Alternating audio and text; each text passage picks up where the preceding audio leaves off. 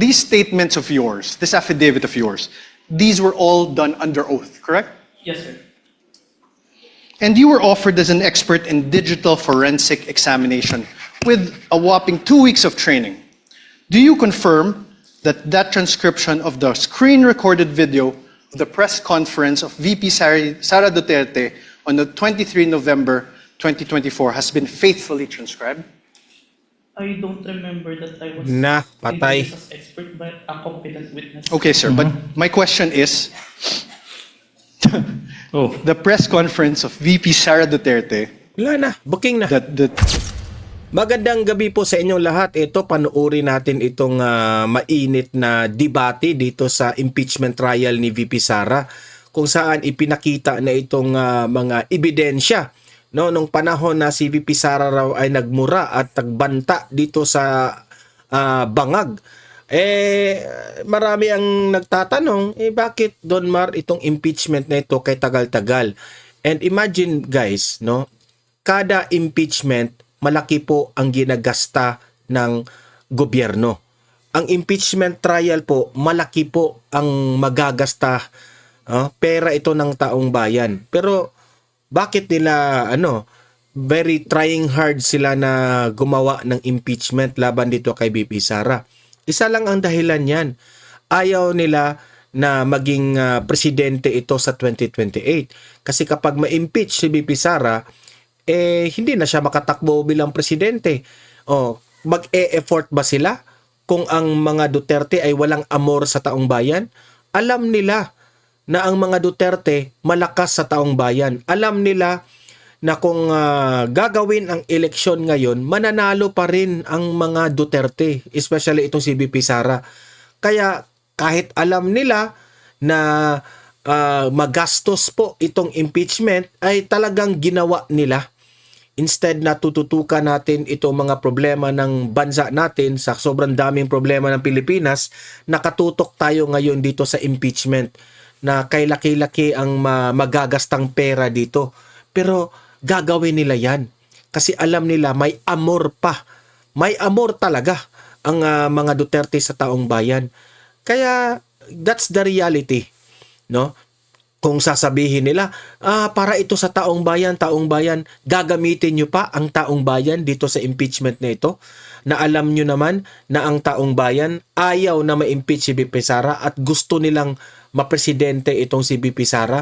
Diba? O eto po, panoorin po natin, pero bago natin panoorin, paki-like muna at saka paki-share itong ating video, no? Para kakalat ito sa taong bayan. At sa mga hindi pa nakasubscribe pala, ay mag-subscribe na kayo para updated kayo lagi sa ating impeachment trial na lagi tayong nakaabang. Okay? Libre lang ang mag-subscribe, walang bayad yan. Wala muna tayong batian ngayon, ha? Kasi importante, mahalaga po na maipakita natin itong important na mga sa impeachment, kung saan dito natin malalaman kung talaga bang merong kasalanan si VP Sara o wala. Okay? Ito po, panoorin natin. Play. Yan, pinakita na yan, ha? Ito yung... Counsel, for the record and for reference, kindly identify the timestamp that you will be playing. I presume in chronological order. Your Honor, for the record, we are showing the witness a part of the video marked as the prosecution's Exhibit P-4-10. First video, the timestamp around 0001:27 to 0002:20 of the November 23, 2023 press briefing as contained in the video that you identified yesterday, sir. Your Honor, may we ask that the video be played at those specific timestamps? Isa ito sa pero yung si Laika Lopez na umiyak na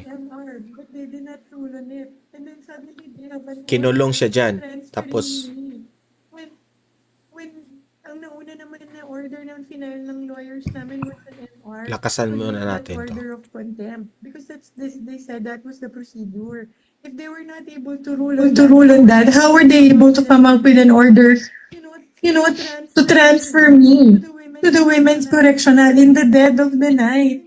I mean, Bakit ganun? Wala na bang rights yung mga tao? They just go to your room and then just get...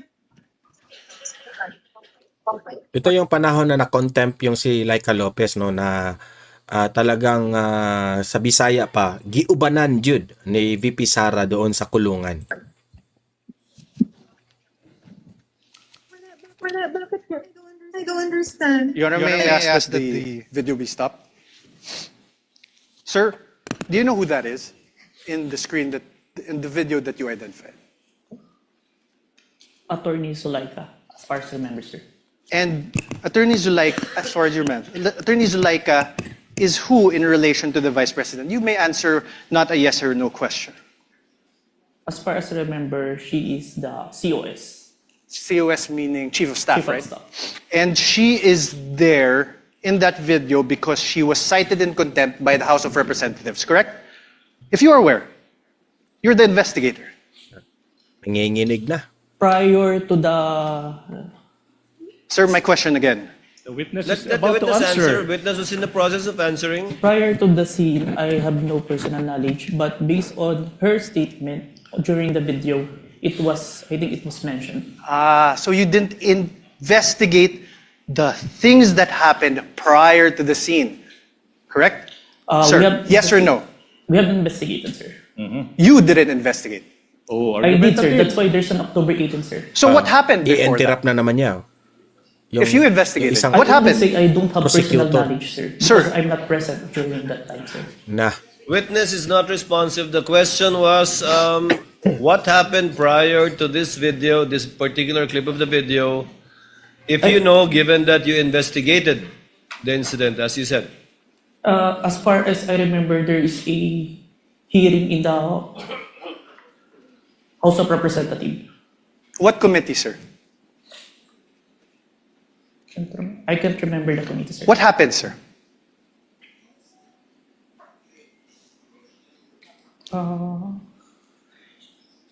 Nanginginig na. COS was cited in contempt, sir. By who, sir? Oh. I can't Yan ang sabi ko sa inyo. Yan ang example na hindi confident na witness. remember the exact, sir. But Meaning you to say, if hindi confident, nagsisinungaling. investigated. I withdraw, Your Honor.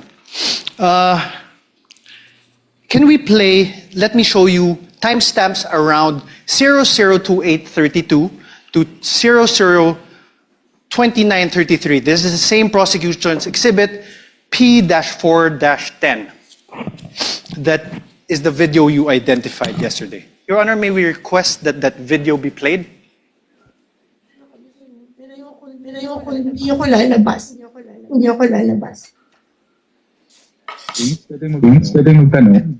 And sorry, just Jason, if I may. Sorry. Go ahead.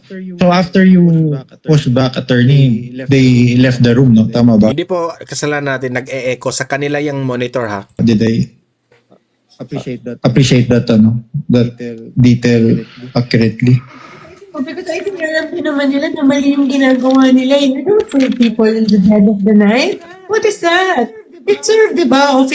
Business hour. I mean, official business hours. Because hindi naman po ako criminal eh. I am not a criminal. I am already here in their facility. I have assured them already that I will attend their hearing on Monday. So why will they treat me like that? So that's why I said I want my lawyer. I want my lawyer. Stop, please. Sir, did you consider this in making your evaluation in the revised affidavit of investigation dated February 10, 2025? Yes, sir. Thank you. Now let me show you timestamps around 003305 to 003432 of the November 23, 2023 press briefing as contained in the video that you identified yesterday, the prosecution's exhibit P-4-10. Your Honor, may we request that Yan. You're online, ma'am. Go ahead, ma'am. Go ahead.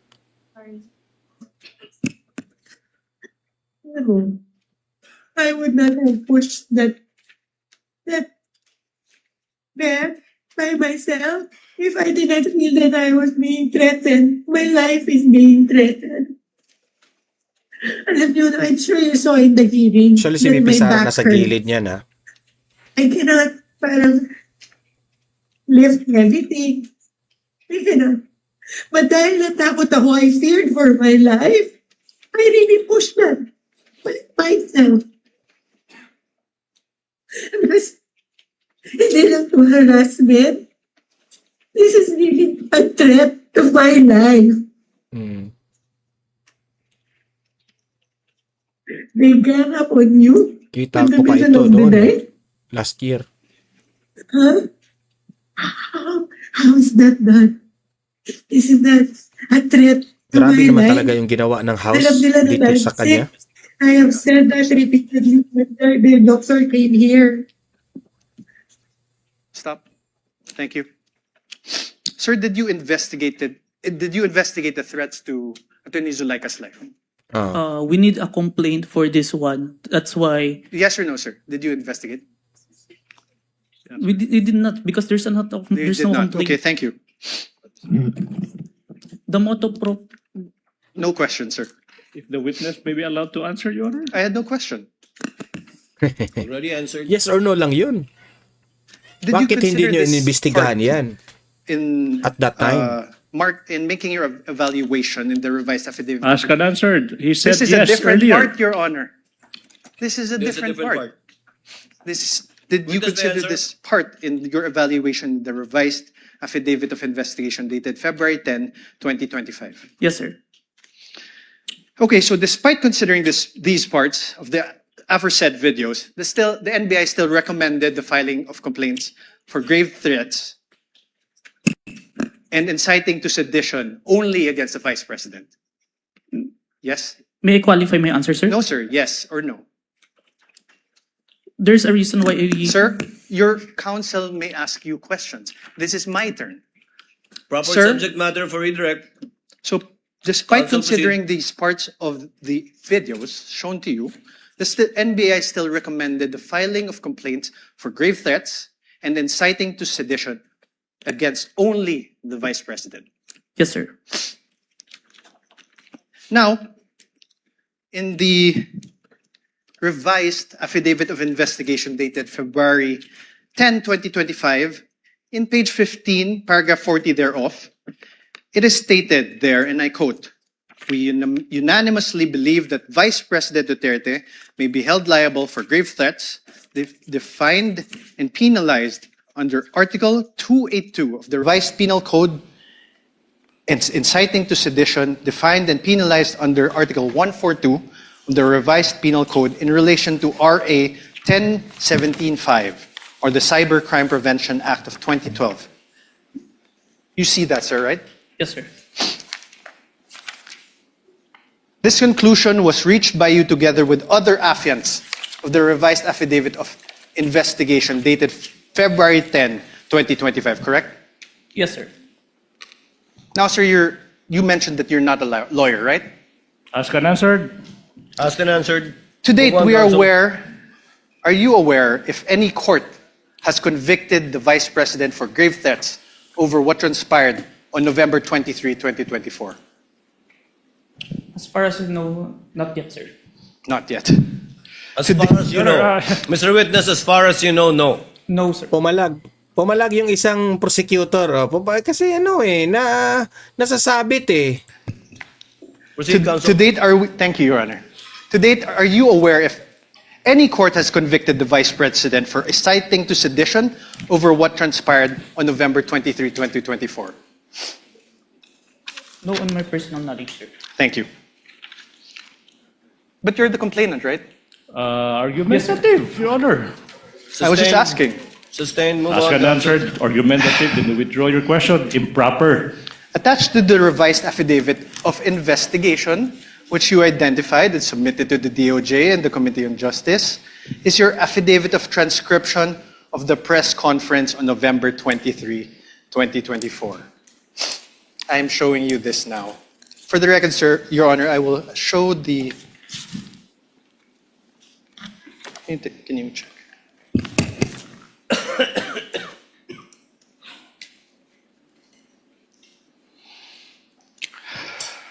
Sir, please take a look.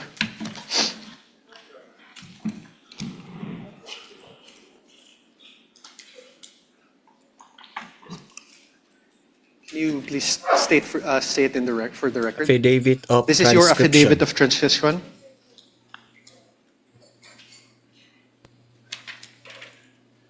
Yes, sir. This is a photocopy of my affidavit of transcription, sir. Transcript.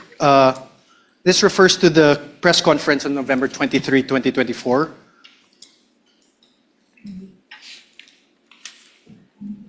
Yes, sir. You signed this on December 20, 2024. Yes, sir. Sir, please take a look at your paragraph 2. Let's read it together. In relation to the ongoing investigation, the undersigned was tasked to transcribe the screen-recorded video of the press conference of Vice President Sara Duterte on 23 November 2024, which was saved on a DVD.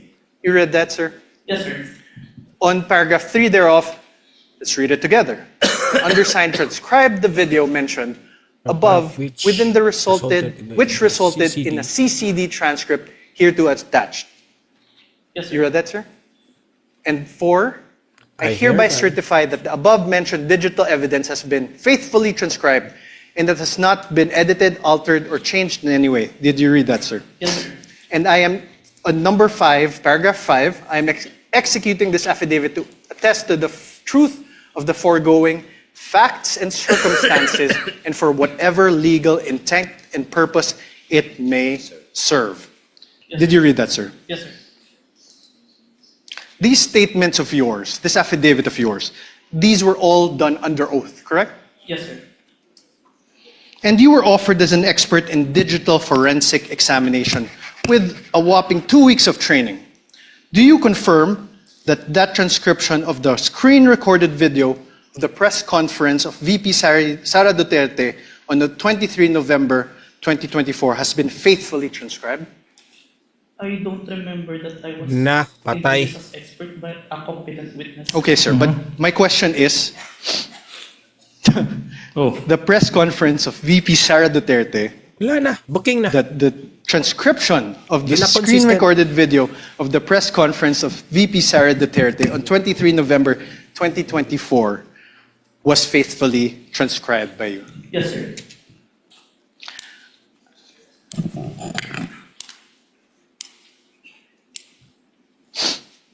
Ubos sila dito sa defense team ni VP Sara. Talagang galing. Sir, attached to this affidavit is the transcript, correct? Can you please take a look? Yes, sir. And, Your Honor, may I ask again that the video, parts of the video be played of the press conference on November 23, 2024. Let's go through it together, sir. Where's the timestamps? Dito na malalaman eh.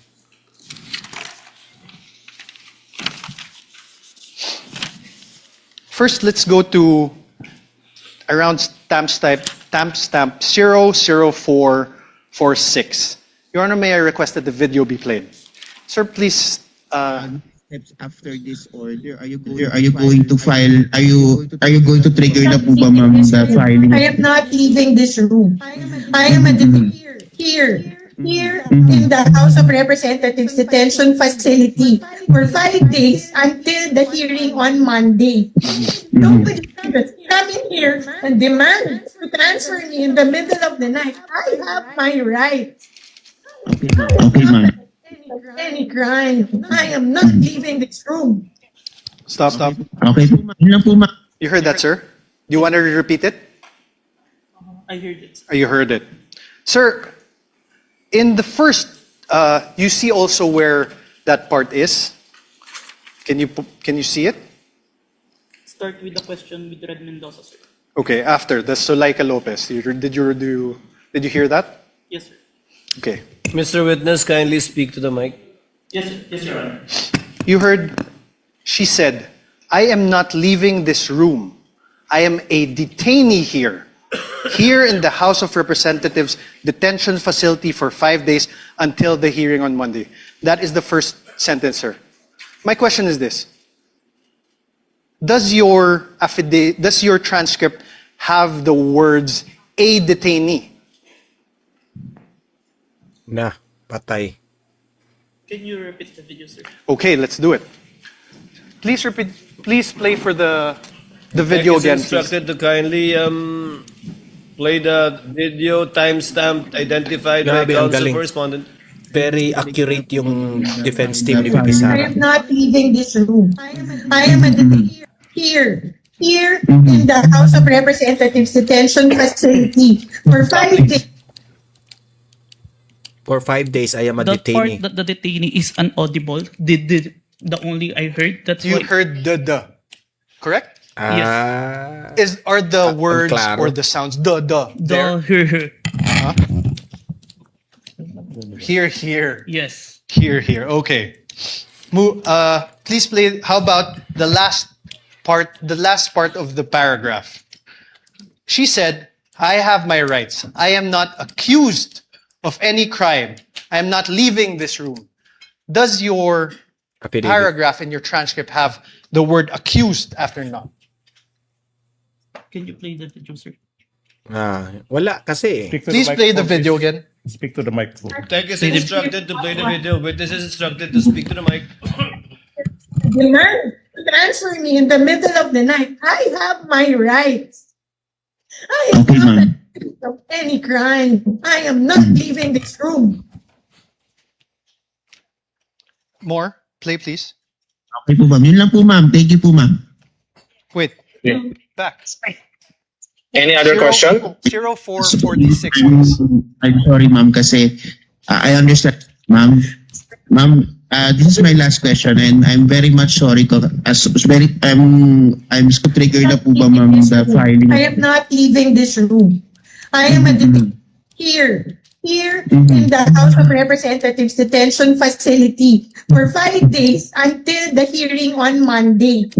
Nobody can just come in here and demand to transfer me in the middle of the night. I have my rights. I am Okay, not ma'am. accused of any crime. I am not leaving this room.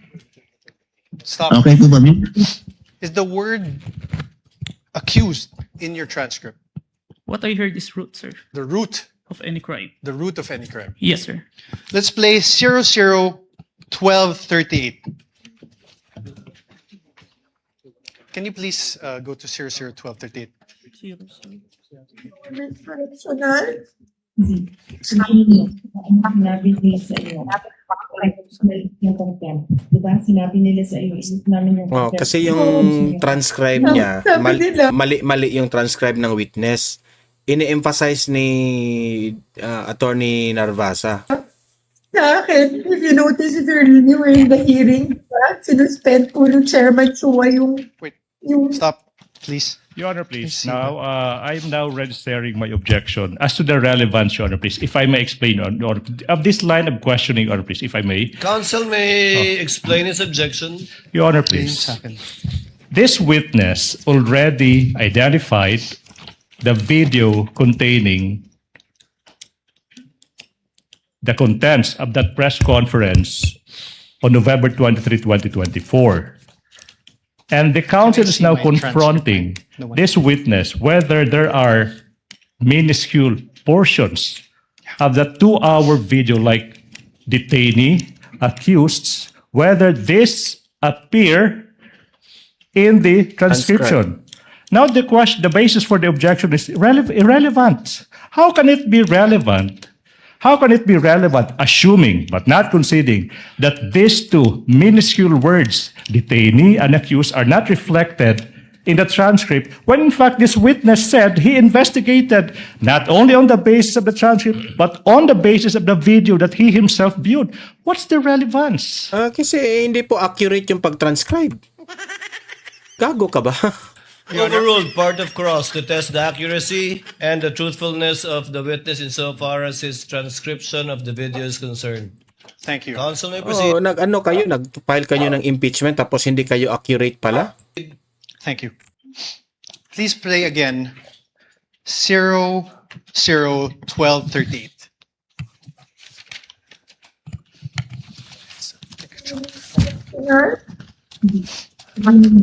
Sinabi nila sa iyo. Yung content. Diba? Sinabi nila sa iyo. Isip namin yung content. Isip mo yung apat. Sa akin, you notice if you're in the hearing, di ba? Sinuspend po ng Chairman Chua yung session. Tapos, nung sinayin po ako ni Congressman Castro in contempt, then after that, nag-rule sila. Tapos, then sinuspend niya. Tapos, lumapit po sila. Nag-huddle sila. And then, they called my lawyer. And then, told him na kausapin ko. So, lumapit ako. And I really apologize. I said, you know, that letter to the Commission on Audit was really a position of the agency. It is our stand. Like all, di ba? Like, meron kang points na gusto mo i-raise. We respectfully parang raised our points to the Commission on Audit. Alam ko, hindi naman po yung mali kasi that was our right as an agency. Because there was an ongoing audit investigation. Pero hindi naman namin kinukuha.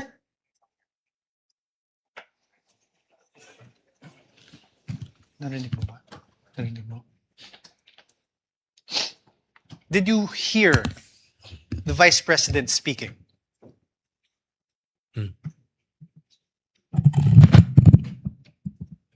I don't hear. Can you please play again?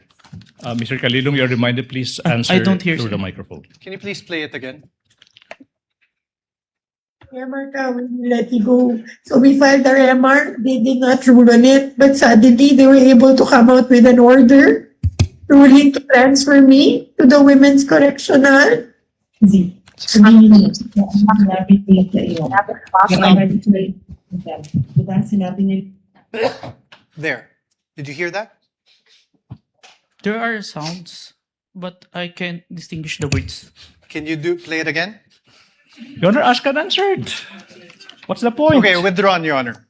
No further questions. Natataranta na yung prosecutor. No further question Are for we this done? witness. On cross, counsel, do you have redirect? Of course, Your Honor, please, for the utter failure I of was hoping you won't, but yes. for the please utter continue. failure of the respondent to Counsel, debunk. before I recognize counsel for the prosecutor, Your Honor, Senator we- Judge Tulfo Rafi is recognized. Your Honor, sorry, may I move to strike that statement of the prosecutor? How can it be, Your Honor? That's my manifestation. I'm about to answer the question of the presiding officer. We will review the journal tomorrow. I did not even hear anything Yes. that is strikeable, counsel, but we will review the journal tomorrow. Your Honor, he said for the utter failure of the respondent. Yes, Your Honor, We take I said exception for to the that. utter failure of the respondent to debunk the material points testified to by the witness yesterday. Your Honor, I'm he not is yet done. testifying. I'm yet not done either. He is I'm about still to answer the testifying. question. I'm not yet done with the answer. Counsels, please. The presiding officer has not recognized either of you. Thank you. Thank you. Kindly settle down. Senator Judge Rafi Tulfo is recognized. Thank you, Mr. Sir, Presiding you may Officer. proceed. Clarification naman po ito, Mr. Presiding Officer. Mr. Witness, what is your experience with regards to social media analytics? I have training, sir. What kind of training? I have cybercrime investigation training, sir. Okay. Are you familiar with Facebook, or do you have SOCMED accounts that would make you a little bit knowledgeable when it comes to SOCMED? Yes, sir.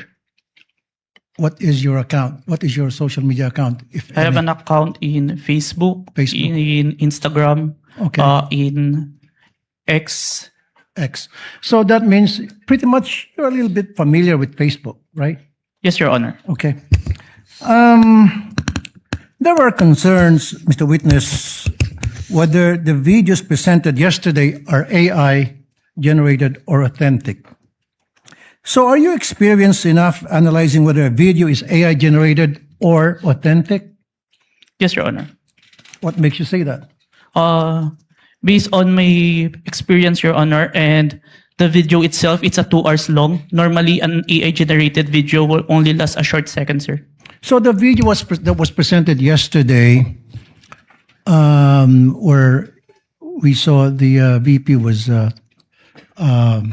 saying something or talking to that effect. Did you do something, or what kind of system did you observe or follow to ensure whether that video was AI generated or authentic? Based on personal observation, sir. Personal observation. Yes, Your Honor. Okay, a few more questions. Therefore, will you be able to say that the video presented yesterday were AI generated or authentic? The video presented today is what it is being seen on the Facebook, sir. Okay. So, based on your affidavit, you mentioned that the NBI subpoenaed some members of the media who are participants of the online press con on November 23, 2024, right? Yes, Your Honor. And subsequently, you said that you questioned and investigated these persons regarding the conduct of that press con. So, based on what you gathered from your investigation, so I have a few questions, right? Yes, Your Honor. Who set up the press conference? Based on our interview, sir, it is the Office of the Vice President, sir. So it wasn't spur of the moment? Press con? I can't confirm, sir, but it's the response of the media personnel that we interviewed. Okay, who invited the participants? If my memory serves me right, it's JC Kahinhinan, sir. Okay. Who is JC? Staff of the Office of the Vice President, sir. Okay. Who are the participants? And how many participants were there, if you can remember? As far as I remember, it's at least 40. 40. Okay. Were there mainstream media or anybody from the broadsheets at that time? There are, sir. There were. Yes, sir. Do you know how many? Approximately, give or take? We have the one that we have issued subpoena, sir. At least 6, sir. 6. Okay. What was the reach of the video on that very day?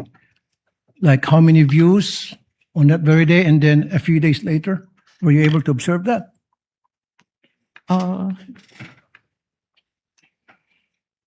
I can't remember, sir. You can't remember. Okay. How did it spread? O paano kumalat sa SOCMED yung videos that was presented yesterday, as far as you know, when you did an investigation? It became trending, sir. It became trending. And my last question is,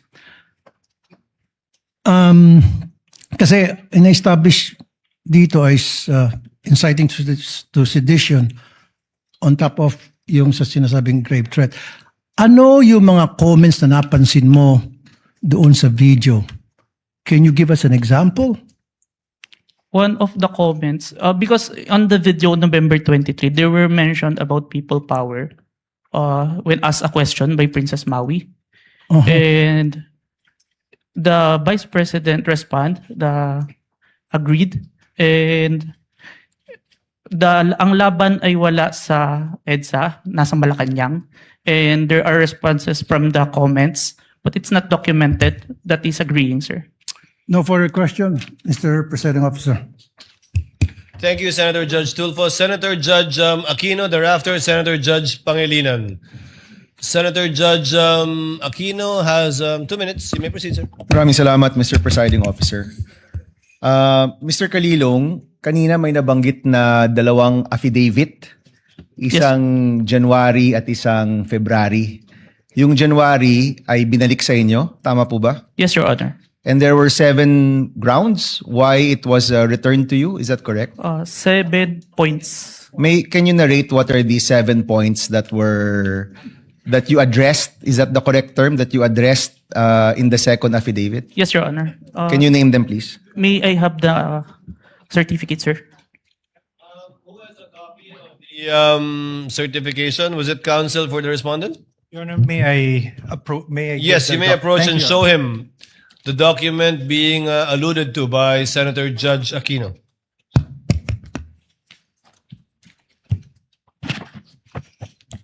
Note 1. There is no affidavit of the person who recorded the video entitled BP November 23 Press Con at Batasan through Open Broadcast Super Studio and in turn stored in the DVD.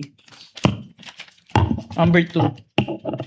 The press briefing conducted on October 18, 2024 was not recorded and or stored in DVD, and there was no TSN of the said briefing and the necessary affidavit of the person taking the TSN.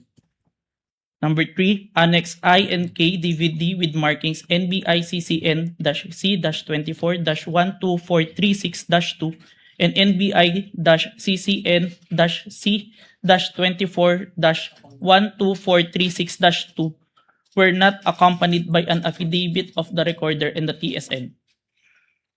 Number 4, Annex L did not indicate who made the TSN. There was also no affidavit of the person who made the TSN.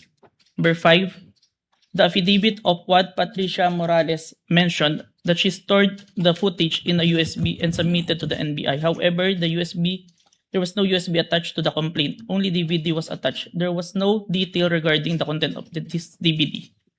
Number 6, only the minutes of meeting with several personalities and representatives from various media outfits were submitted. Although the minutes were signed, there was no individual affidavit executed regarding to the contents of the said minutes. Number 7, one of the elements of crime of grave threat is that the offender threatens another with the infliction upon the latter's person, honor, and property, or upon that of the latter's family, or if the wrong amounting into a crime. In the instant complaint, only the NBI executed an affidavit and there was no participation on the part of the offended party, as it appears in the NBI is not the offended party of the crime of grave threat. Okay, so nakuha mo yung nag-submit kayo, yan yung binalik sa inyo, and then you did your best to correct all those items, is that correct? Yes, Your Honor. Okay, the first 6 are technical, no? Yes, Your Yung Honor. panghuli is a matter of who is the offended party. Yes, Your Honor. Hindi nyo na-correct yan? Or nung binalik ninyo, it was accepted already by the DOJ? Is that correct? There is an explanation, Your Honor, that was included in the letter of the former director, Judge Jaime Santiago, sir. Okay. Wherein, yeah, go ahead.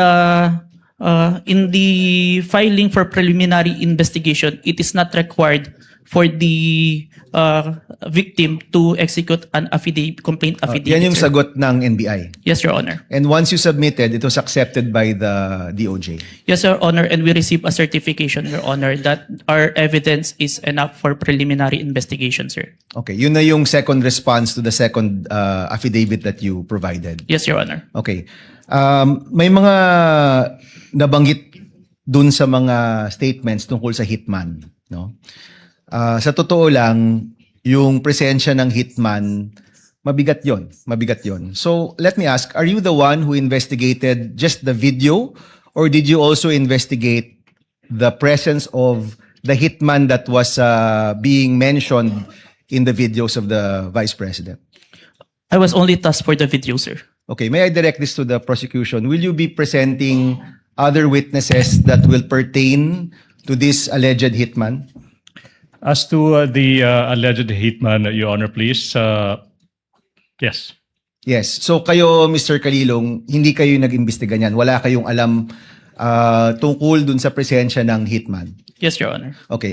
Mr. President, I will refrain from my questions and wait for the witness pertaining to the hitman. Maraming salamat. Noted and entered into records, Senator Judge Pangilinan, thereafter Senator Judge Ontiveros, and then Senator Judge Villanueva.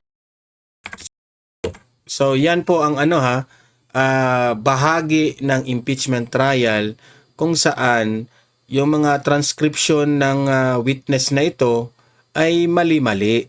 Yan po ang ini-emphasize dito kay Attorney Narvasas. Sabi ko nga grabe ang galing ng defense team ni VP Sara kasi talagang sinusuri nila, tinutumbok nila yung mga kamalian po. Kasi yan nga ang sinasabi ko sa inyo. Mahirap if kayong mga prosecutors, gusto nyong ma-impeach si VP Sara, tapos mahuhuli lang kayo na gumagawa lang kayo ng ebidensya. Ito yung isa sa mga example, okay? Na sa tingin, this is my own opinion, sa tingin ko, isa ito sa mga gawa-gawa nila. Kapag mali-mali na yung mga transcription ganun, questionable yan. Hindi yan pwede i-present natin sa korte. Kasi po, nag-present nga kayo ng mga affidavits, mga transcription, tapos kung susuriin naman, mali-mali naman. So, paano natin masasabi na meron pong credibility yung mga pinanggagawa nila? 'Di ba? Yun lang, doon lang magtatapos yung argumento. So, sa video na ito, talagang ipinakita dito na mahina ang witness. Okay? Mahina ang ebidensya. Okay? So kayong mga audience dito sa Donmar TV na nanonood, paki-comment na lang sa inyong opinion at babasahin natin yan sa comment section na inyong opinion. Ano masasabi nyo tungkol sa witness na ito? At sa mga nanonood ngayon, paki-like, paki-share para makatulong tayo na aabot ito sa malawak na audience. At sa mga nanonood ng first time dito sa Donmar TV, mag-subscribe na po kayo kasi libre lang po ang mag-subscribe sa YouTube. Walang bayad yan. Pindutin nyo lang yung subscribe button, okay? Updated pa kayo sa ating mga trending na mga impeachment trial, okay? See you in my next video. Have a great day. Have a great night. God bless po sa ating lahat. Mabuhay ang Pilipinas and God save the Philippines. Bye-bye.